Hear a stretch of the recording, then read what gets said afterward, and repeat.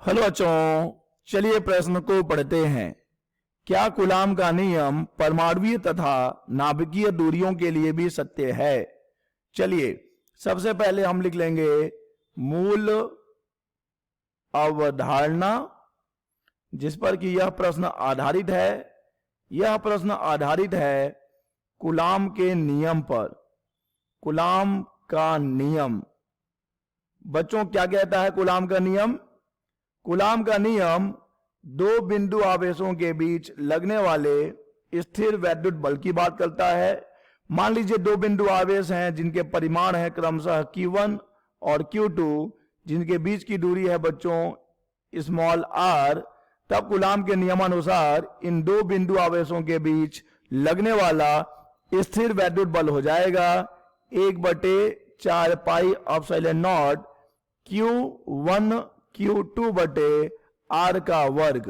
बच्चों ये है दो बिंदु आवेशों के बीच लगने वाला स्थिर वैद्युत बल, जबकि उनके बीच का माध्यम वायु या निर्वात है। अगर कोई अन्य माध्यम होता है बच्चों, तब यहां पर उस माध्यम के परावैद्युतांक का भाग भी दिया जाता है। बच्चों कूलाम के नियम की कुछ सीमाएं हैं।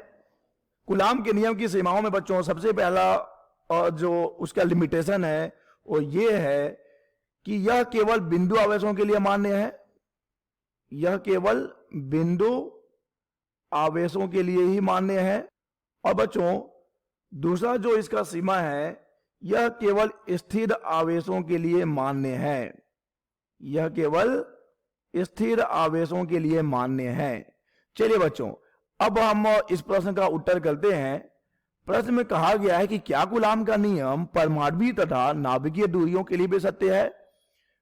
अगर हम बात करें परमाणुीय दूरी की, तो बच्चों परमाणुीय दूरी की जो कोटि होगी, परमाणुीय दूरी की कोटि हो जाती है 10⁻⁻10 मीटर, और नाभिकीय दूरी की कोटि हो जाती है, नाभिकीय दूरी की कोटि हो जाती है 10⁻⁻15 मीटर।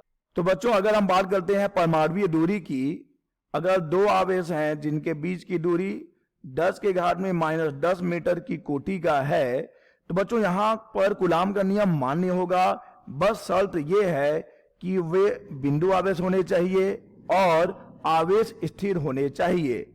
अब बच्चों अगर हम बात करते हैं नाभिकीय दूरी की, तो देखिए नाभिक की दूरी यानी कि यहां पर हम बात करेंगे नाभिक के अंदर। नाभिक के अंदर बच्चों हमें मिलता है प्रोटॉन और न्यूट्रॉन।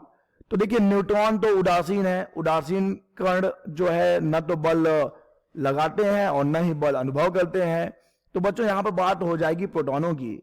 तो अगर हम बात करें प्रोटॉनों की, तो अगर प्रोटॉनों के बीच की दूरी 10⁻⁻15 मीटर की कोटि की है, परंतु अगर वे स्थिर हैं बच्चों, क्योंकि कूलाम के नियम की शर्त है आवेश स्थिर होने चाहिए, बिंदु आवेश होना चाहिए, तो वे एक दूसरे पर बल लगाते हैं। तो बच्चों नाभिकीय दूरी पर भी कूलाम का नियम मान्य होगा, क्योंकि नाभिक के अंदर हमारे जो प्रोटॉन है, जो धनावेशित कण है, वह स्थिर है और बिंदु आवेश है। तो यहां पर भी कूलाम का नियम मान्य है और यहां पर भी कूलाम का नियम सत्य होगा। आशा करते हैं बच्चों आपको यह प्रश्न समझ आया होगा। धन्यवाद।